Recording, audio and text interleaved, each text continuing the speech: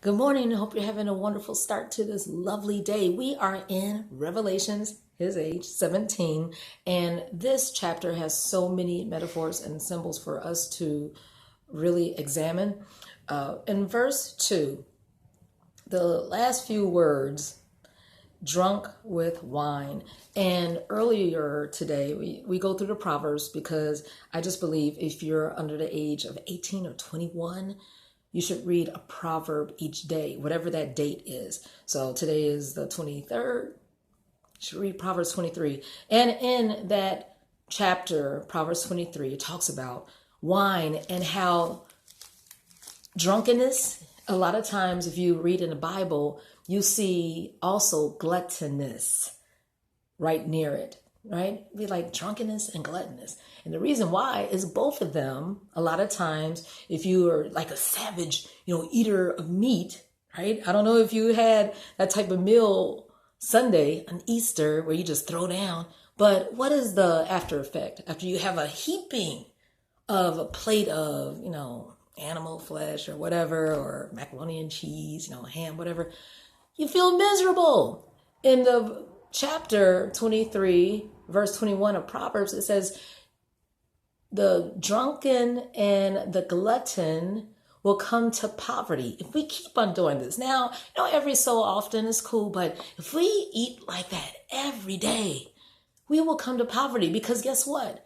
We're not going to want to get up and do anything because both of them have the effects of making us feel drowsy, right? We don't want to do anything. We feel slowful. We just want to sleep. We just want to, lay on top of that table, that dinner table afterwards. And that is not abundant living, y'all, because we got too much to do. So we should move towards stuff that, energizes us. So like I said, there are a lot of meanings in this chapter as far as being drunk with wine. This one was saying, as far as fornication or the unfaithfulness, people were not serving the real true God. They were leaving the Christ, the one who died for us.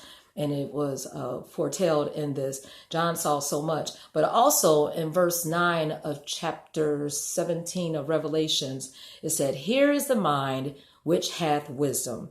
I want you just to think about that today. Do you have the mind of Christ, which is ultimately the one who gives us wisdom? Or do we have the mind of the world? The world wisdom is, just selfish, envious. Oh, I'm about to get mine.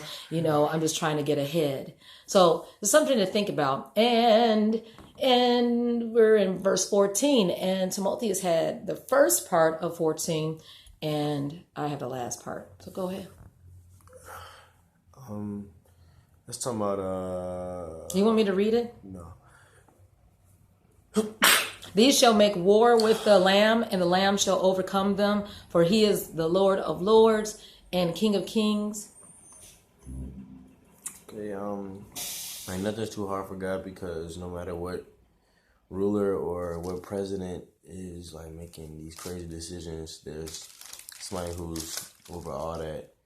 So I think the scripture talking about like just dwell in the land of the living for now. Just do what you have to do so that you can, keep your freedom and so you can worship me. Like, and then like it's saying like don't do anything on purpose. A lot of people, they'll like try to start things, intentionally to cause conflict, but just try to be peaceful so that you can do the most with your freedom. Okay.